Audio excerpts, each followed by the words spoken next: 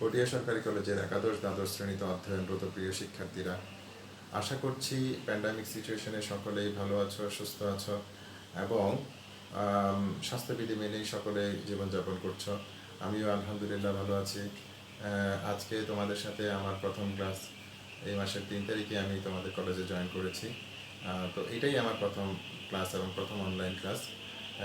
এই জন্য প্রথম ক্লাসে আমি সবাইকে স্বাগতম জানাচ্ছি। আজকে আমি তোমাদেরকে অর্থনীতি দ্বিতীয় পত্রের তৃতীয় অধ্যায়টির নাম হচ্ছে বাংলাদেশের শিল্প। এই অধ্যায়টি থেকে কয়েকটি বিষয় নিয়ে আলোচনা করে আমি আমার আজকের ক্লাস শেষ করব। আশা করি সকলেই মনোযোগ সহকারে ক্লাস শুনবে, দেখবে এবং পরবর্তীতে তোমরা তোমাদের নিজস্ব যে টেক্সট বুক রয়েছে সেই বইগুলো থেকে ভালো করে অধ্যয়ন করবে এবং বিষয়গুলো তোমাদের খাতায় নোট ডাউন করবে। তো আসো আমরা কথা না বাড়িয়ে আমাদের আলোচ্য বিষয়ে চলে যাই। আমাদের যে আজকের আলোচ্য বিষয়, সেই বিষয়গুলো আমি বোর্ডে অলরেডি লিখেছি, তোমরা দেখতে পাচ্ছ যে আমি আজকে বাংলাদেশের শিল্পের যে টপিকগুলো লিখেছি তার মধ্যে আসলে শিল্প কী সেটা আমরা যদি জানতে হয়, তাহলে আমাদেরকে প্রথমে যে দুইটা টার্ম সম্পর্কে জানতে হবে। একটা টার্ম হচ্ছে প্ল্যান্ট বলতে কী বোঝায়, আর একটা হচ্ছে ফার্ম বলতে কী বোঝায়। তারপরে তোমরা শিল্প কী সেটা খুব সহজে বুঝতে পারবে। এরপর আমি তোমাদেরকে আরও দুটি বিষয় আলোচনা করবো। একটা হচ্ছে বাংলাদেশের শিল্পের কাঠামো এবং বাংলাদেশের শিল্পের বৈশিষ্ট্য। এই টপিকগুলো নিয়ে আলোচনা করে আজকে আমি আমার ক্লাস শেষ করবো। দেখো, তাহলে প্রথমেই প্ল্যান্ট বলতে আসলে কী বোঝায়। প্ল্যান্ট হচ্ছে কোনো একটা পণ্য বা সেবা উৎপাদনের লক্ষ্যে কতিপয় যন্ত্রপাতির সমন্বয়ে প্রতিষ্ঠিত একটা কারখানা বা মিল, যেটাকে আমরা প্ল্যান্ট নামে অভিহিত করে থাকি। অর্থাৎ আমরা সহজভাবে যদি বলি, একটা ধরো গার্মেন্টস ফ্যাক্টরি, অর্থাৎ পোশাক উৎপাদনকারী একটা কারখানা অথবা স্টিল মিল। হ্যাঁ, তাহলে এই এক একটা মিল বা এক একটা কারখানাকে আমরা প্ল্যান্ট নামে অভিহিত করে থাকি। এটা হচ্ছে মানে ক্ষুদ্র ধারণা। এরপরে আসতেছে ফার্ম বলতে আসলে কি বোঝায়। ফার্ম হচ্ছে প্ল্যান্টের থেকে আরেকটু বৃহৎ ধারণা। প্ল্যান্ট হচ্ছে একই পণ্য উৎপাদনকারী একাধিক প্ল্যান্টের সমন্বয়ে প্রতিষ্ঠিত একটা কোম্পানি, যেটাকে আমরা ফার্ম নামে অভিহিত করে থাকি। অর্থাৎ আমরা যদি উদাহরণ দিই, খুব সহজে তোমরা বিষয়টা বুঝতে পারবে। যে ধরো কোনো একটা কোম্পানি XYZ, কোনো একটা কোম্পানি পোশাক উৎপাদনকারী একটা কোম্পানি, সেই কোম্পানির একটা ফ্যাক্টরি নেয়, একাধিক ফ্যাক্টরি থাকতে পারে পোশাক উৎপাদন করে। আমরা যদি আরও সহজভাবে বলি, তোমাদের ধরো কেডিএস গ্রুপ অফ কোম্পানি, এই কোম্পানিটি ধরো পোশাক উৎপাদন করে। তাদের অনেকগুলো কারখানা থাকতে পারে, অর্থাৎ অনেকগুলো প্ল্যান্ট থাকতে পারে। এই সমস্ত প্ল্যান্টগুলো নিয়ে কেডিএস গ্রুপ অফ কোম্পানি প্রতিষ্ঠিত হয়। তার মানে এটা হচ্ছে একটা ফার্ম। তার মানে প্ল্যান্ট হচ্ছে খুবই ক্ষুদ্র একটা ধারণা, তারপর একটু বৃহৎ ধারণা হচ্ছে ফার্ম। তাহলে আমরা ফার্ম সম্পর্কে বুঝতে পারলাম, বিভিন্ন যে কোম্পানিগুলো যেগুলো ফার্ম বলা হয়ে থাকে। এরপরে আসো শিল্প কি। শিল্প হচ্ছে একটা বৃহৎ ধারণা। শিল্প বলতে আসলে স্পেসিফিক কোনো প্রতিষ্ঠানকেও বোঝাতে পারে, আবার প্রতিষ্ঠান ছাড়াও বোঝাতে পারে, এর একটা প্রক্রিয়াও হতে পারে। তো আমরা আগে আমি বিষয়টি সহজভাবে তোমাদেরকে বুঝিয়ে বলি, তারপরে তোমরা এরপরে তোমরা এটা সহজেই এটা তোমাদের মাথায় ঢুকবে। দেখো, শিল্প হচ্ছে আসলে অনেকগুলো ফার্ম। হ্যাঁ, অনেকগুলো ফার্ম যখন একই জাতীয় একই ধরনের পণ্য উৎপাদনে নিয়োজিত থাকে, তখন এই সমস্ত ফার্মগুলোকে আমরা সম্মিলিতভাবে শিল্প বলি বা ইন্ডাস্ট্রি বলি।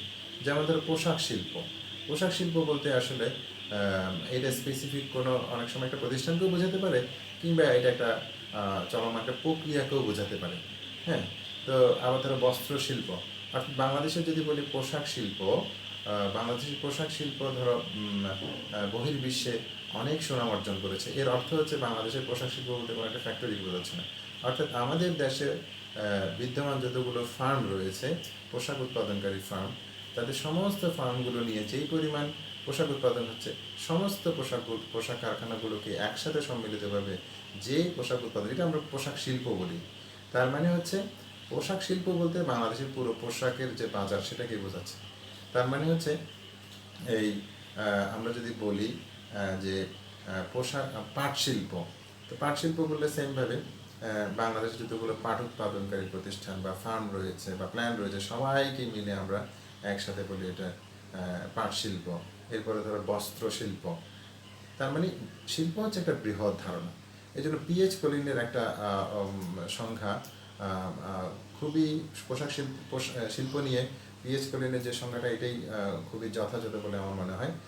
পিএইচ কলিন বলেছেন শিল্প হলো সমস্ত কারখানা অথবা সমস্ত প্রতিষ্ঠান অথবা সমস্ত প্রক্রিয়া যা কোনো একটি পণ্য উৎপাদনের সাথে সম্পৃক্ত, এটাকে বলা হয় শিল্প।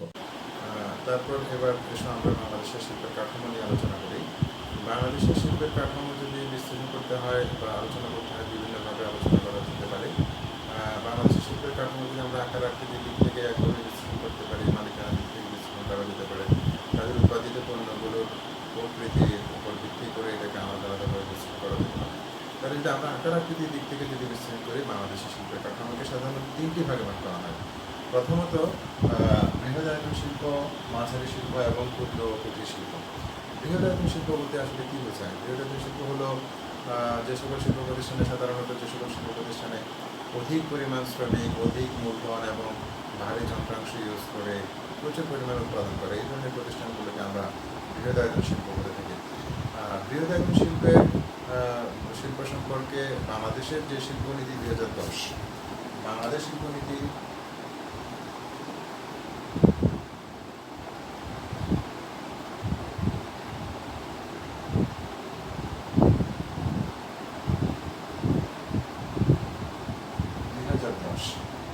এটা অনুসারে আমরা বাংলাদেশের বৃহদায়তন শিল্প, মাঝারি শিল্প এবং ক্ষুদ্র শিল্পের ধারণা খুব সহজেই পেয়ে যাই। এই বাংলাদেশের যে শিল্প নীতিমালা 2010 রয়েছে, সেখানে বৃহদায়তন শিল্প সম্পর্কে বলা হয়েছে যে সকল শিল্প প্রতিষ্ঠানে তাদের নিজস্ব জমি এবং ভবন ব্যতি রেখে তাদের স্থায়ী সম্পদ প্রতিস্থাপন ব্যয়সহ 30 কোটি টাকার অধিক, এই ধরনের প্রতিষ্ঠানগুলিকে বৃহদায়তন শিল্প বলা হয়ে থাকে। অর্থাৎ তাদের জমি ও ভবন ব্যতি রেখে তাদের স্থায়ী সম্পদ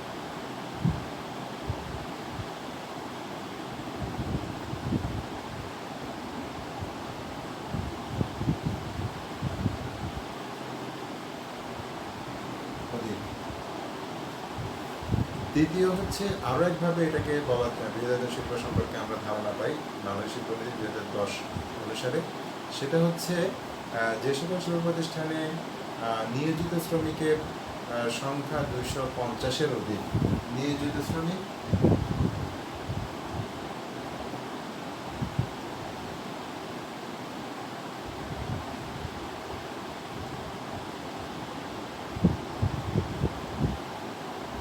এই ধরনের প্রতিষ্ঠানগুলোকে আমরা বৃহদায়তন শিল্প হিসেবে অবহিত করে থাকি। বৃহদায়তন শিল্পের উদাহরণ যদি বলি, যে পোশাক শিল্প,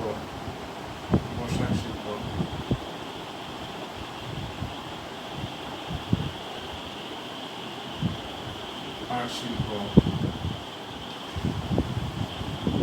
সিমেন্ট শিল্প ইত্যাদি, এরকম আরো অনেক আছে। সার শিল্প হতে পারে, বস্ত্র শিল্প হতে পারে, এই ধরনের শিল্পগুলোকে আমরা বৃহদায়তন শিল্প হিসেবে অবহিত করি। তারপরে মাঝারি বা মিডিয়াম ইন্ডাস্ট্রি বলতে কি বোঝায়? একইভাবে বাংলাদেশের যে 2010 সালে প্রণীত যে শিল্প নীতিমালা রয়েছে, সেটা অনুসারে যদি আমরা বলি, মাঝারি শিল্প বলতে বোঝায় যে সকল শিল্প প্রতিষ্ঠানের নিজস্ব জমি এবং ভূমি ব্যতি রেখে তাদের নিজস্ব স্থায়ী যে সম্পদ রয়েছে তা প্রতিস্থাপন ব্যয়সহ তার মূল্য হচ্ছে 10 থেকে 30 কোটি টাকার মধ্যে। সেটা হচ্ছে 10 থেকে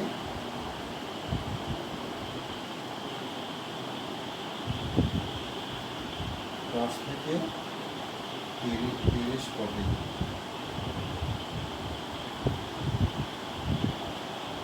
10 থেকে 30 কোটি টাকার মধ্যে এই ধরনের প্রতিষ্ঠানগুলোকে আমরা মাঝারি শিল্প বলি। নিয়োজিত শ্রমিক দিয়েও আমরা এটাকে বলতে পারি যে সকল শিল্প প্রতিষ্ঠানে নিয়োজিত শ্রমিক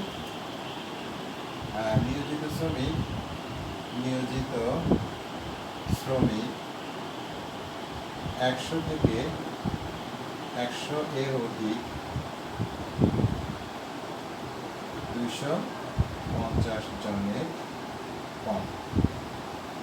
অর্থাৎ যে সকল শিল্প প্রতিষ্ঠানে নিয়োজিত শ্রমিকের সংখ্যা হচ্ছে 100 থেকে বেশি, তবে 250 জনের বেশি নয়। এই ধরনের প্রতিষ্ঠানগুলোকে আমরা মাঝারি শিল্প বলি। মাঝারি শিল্পের যদি উদাহরণ দিয়ে ধরো কী শিল্প হতে পারে, মাঝারি শিল্প ধরো প্লাস্টিক হতে পারে,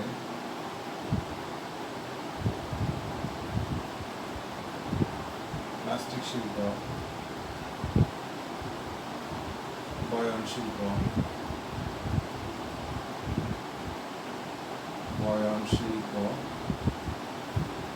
তারপরে হতে পারে হচ্ছে প্লাস্টিক শিল্প, বয়ন শিল্প, তারপরে সাবান শিল্প।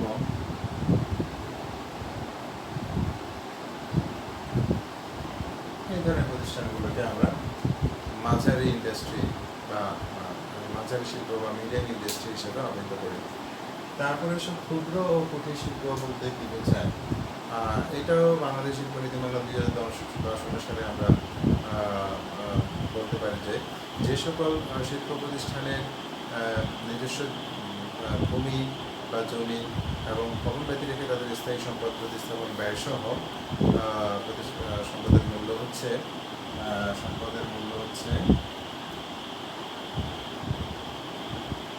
50 লাখ থেকে 10 কোটি টাকার মধ্যে। এই ধরনের প্রতিষ্ঠানগুলোকে আমরা ক্ষুদ্র ও কুটির শিল্প হিসেবে অবহিত করে থাকি বা স্মল ইন্ডাস্ট্রি হিসেবে আমরা অবহিত করি। আর নিয়োজিত শ্রমিক যদি আমরা হিসেব করি, নিয়োজিত শ্রমিকের সংখ্যা হচ্ছে তাদের 25 থেকে 99 জন নিয়োজিত শ্রমিক। এই ধরনের প্রতিষ্ঠানগুলোকে ক্ষুদ্র শিল্প বলা হয়। তবে ক্ষুদ্র শিল্পের ক্ষেত্রে আমরা আরও কিছু ব্যাপার আছে, যে ক্ষুদ্র শিল্পটা যদি দুই ধরনের শিল্প হয়, একটা হচ্ছে পণ্য উৎপাদনকারী শিল্প, একটা হচ্ছে সেবা উৎপাদনকারী শিল্প। যদি সেবা উৎপাদনকারী শিল্প হয় তাহলে সেক্ষেত্রে ভিন্ন।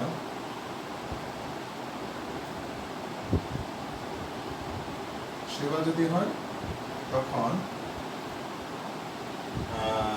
তাদের যে স্থায়ী সম্পদের মূল্য সেটা 5 লক্ষ থেকে 1 কোটি টাকা। তাদের স্থায়ী সম্পদের মূল্য 5 থেকে 1 কোটি টাকার মধ্যে, 5 লাখ থেকে 1 কোটি টাকার মধ্যে হলে সেটাকেও আমরা ক্ষুদ্র শিল্প হিসেবে আমরা বলতে পারি। এবং এক্ষেত্রে তাদের নিয়োজিত শ্রমিকের সংখ্যা 20 থেকে নিয়োজিত শ্রমিকের সংখ্যা 10 থেকে 25 জন, 10 থেকে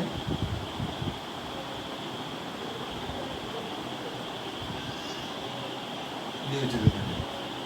অর্থাৎ আমরা বোঝাতে চাচ্ছি যে ক্ষুদ্র বা স্মল ইন্ডাস্ট্রির ক্ষেত্রে দুই ধরনের হতে পারে। সেটা হচ্ছে যদি পণ্য উৎপাদনকারী প্রতিষ্ঠান হয় তখন তাদের স্থায়ী সম্পদের মূল্য হবে 50 লাখ থেকে 10 কোটি টাকার মধ্যে, এবং তাদের নিয়োজিত শ্রমিকের সংখ্যা হবে 25 থেকে 99 জনের মধ্যে।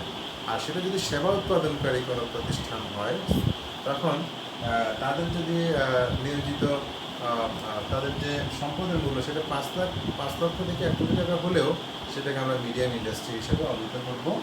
আর তাদের এক্ষেত্রে যদি শ্রমিকও যদি 10 থেকে 25 জনের মধ্যে হয় আমরা সেটাকে আমরা স্মল ইন্ডাস্ট্রি হিসেবে অভিহিত করব। তবে এখানে আরেকটি বিষয় রয়েছে কটেজ ইন্ডাস্ট্রি, যে কুটির শিল্পটা একটা ভিন্ন একটা ধারণা। আচ্ছা, আগে আমরা এখানে যে ক্ষুদ্র ও কুটির শিল্প সম্পর্কে, ক্ষুদ্র শিল্প বলতে বোঝায় যে উদাহরণ যদি করি আমরা রেশম শিল্প, লবণ শিল্প, এই ধরনের শিল্পগুলোকে আমরা ক্ষুদ্র শিল্প হিসেবে অবহিত করি। কিন্তু এখানে যে 3 নম্বর পয়েন্ট রয়েছে সেখানে কুটির শিল্প সম্পর্কে আলাদাভাবে না বললেই নয়। কুটির শিল্প হচ্ছে এটা আলাদা কিছু বৈশিষ্ট্য রয়েছে। কুটির শিল্পের প্রথম কথা হচ্ছে এদের যে সম্পদের মূল্য সেটা 5 লক্ষ টাকার অধিক নয়। তাদের সম্পদের মূল্য 5 লাখ টাকার অধিক নয়। তারপর তাদের যে নিয়োজিত শ্রমিক, সেটা হচ্ছে এটা যে পারিবারিক সদস্যদেরকে নিয়ে গঠিত একটি প্রতিষ্ঠান। তাদের পারিবারিক সদস্যদেরকে নিয়ে যে শ্রমিক সদস্যদেরকে সহ যে শ্রমিকের পরিমাণ, সেটা 10 জনের অধিক নয়। 10 জনের অধিক নয়, শ্রমিক সংখ্যা 10-এর অধিক নয়। অর্থাৎ তার মানে কুটির শিল্প হচ্ছে, অর্থাৎ বাংলাদেশের যে পরিবারগুলো রয়েছে, বিভিন্ন ফ্যামিলিগুলো রয়েছে, এই পারিবারিকভাবে প্রতিষ্ঠিত যে প্রতিষ্ঠানগুলো রয়েছে, যে শিল্পগুলো প্রতিষ্ঠিত হয়, এই শিল্পগুলোকে বলা হয়ে থাকে কুটির শিল্প, যেখানে তাদের যে মূলধন, অর্থাৎ তাদের স্থায়ী সম্পদ, সেটা 5 লাখ টাকা বেশি না। আবার তাদের যে নিয়োজিত শ্রমিক, সেটা পারিবারিক সদস্য সহ 10 জনের অধিক নয়। এই ধরনের প্রতিষ্ঠানগুলোকে আমরা কটেজ ইন্ডাস্ট্রি হিসেবে অভিহিত করি। কটেজ ইন্ডাস্ট্রির মধ্যে তোমরা জানো যে তাঁত শিল্প, মৃৎশিল্প, বাঁশ ও বেতের শিল্প, এই ধরনের আরো অনেক ধরনের শিল্প রয়েছে, যেগুলোকে আমরা কুটির শিল্প হিসেবে অবহিত করে থাকি। এরপর আসো মালিকানার দিক থেকে যদি আমরা শিল্পের কাঠামোকে যদি বিশ্লেষণ করি, তোমরা বোর্ডে দেখতে পাচ্ছ যে মালিকানার দিক থেকে শিল্পের কাঠামো বিভিন্ন ধরনের হতে পারে। অর্থাৎ শিল্পের যে মালিকানা, সেটা সরকারি হতে পারে, অথবা বেসরকারি হতে পারে, অথবা সরকারি বেসরকারি যৌথ মালিকানা হতে পারে। এটা তোমরা তোমাদের নিজস্ব পাঠ্যপুস্তক থেকে দেখলেই খুব সহজেই জানতে পারবে। এখানে এই বাকি যে পড়াগুলো রয়েছে, কাঠামোগুলো, এখানে বোঝানোর খুব একটা তেমন কিছু নেই, সেজন্য আমি তোমাদের এই বিষয়গুলো ভালো করে অতটা বুঝিয়ে বলার কিছু নেই। তোমরা নিজ যে টেক্সট বুক আছে, সেখান থেকে তোমরা পড়ে নেবে। এরপরে ধরো মালিকানার দিক থেকে ধরো এটা দেশীয় মালিকানা হতে পারে, বিদেশি মালিকানা হতে পারে, অথবা দেশি বিদেশি যৌথ মালিকানা হতে পারে। আবার এই শিল্পের কাঠামোকে আমরা উৎপাদিত পণ্য ও সেবার দিক থেকে সেবার দিক থেকেও আমরা আলাদাভাবে বিশ্লেষণ করতে পারি। অর্থাৎ যে উৎপাদিত যে পণ্য বা সেবা, সেগুলো ম্যানুফ্যাকচারিং শিল্প হতে পারে, খনিজ শিল্প হতে পারে, তারপরে শক্তি শিল্প হতে পারে সেটা মধ্যবর্তী পণ্য উৎপাদনকারী শিল্প হতে পারে, নির্মাণ শিল্প হতে পারে, আমদানি বিকল্প পণ্য উৎপাদনকারী শিল্প হতে পারে। এই ধরনের যে কাঠামোগুলো রয়েছে, বিশেষ করে যে মালিকানার দিক এবং উৎপাদিত পণ্য ও সেবার দিক থেকে যেভাবে বিশ্লেষণ করা হয়, এগুলো তোমরা খুব সহজে বই থেকে পড়লেই বুঝবে, এটা বোঝানোর কিছু নেই। আমি যে বিষয়গুলো যে বাংলাদেশের শিল্পের আকার আকৃতির দিক থেকে বিশ্লেষণ করলে, যে কাঠামো যে বিশ্লেষণ করলে যে কাঠামোটা পাওয়া যায়, যে বৃহদায়তন শিল্প, মাঝারি শিল্প, ক্ষুদ্র শিল্প বা কঠোর শিল্প যেগুলো রয়েছে, এইগুলোর যে বিষয়গুলো বোঝানো দরকার, সেগুলো আমি তোমাদেরকে খুব সহজভাবেই উপস্থাপন করলাম। তোমরা বাকি যে বিষয়গুলো রয়েছে, সেগুলো তোমরা তোমাদের নিজস্ব টেক্সট বুক থেকে পড়বে। আশা করছি পরবর্তী ক্লাসে তোমাদের সাথে আবার অন্য কোনো টপিক নিয়ে আলোচনা হবে। সে পর্যন্ত তোমরা সকলে সুস্থ থাকো, ভালো থাকো এবং স্বাস্থ্যবিধি মেনে জীবনযাপন করো।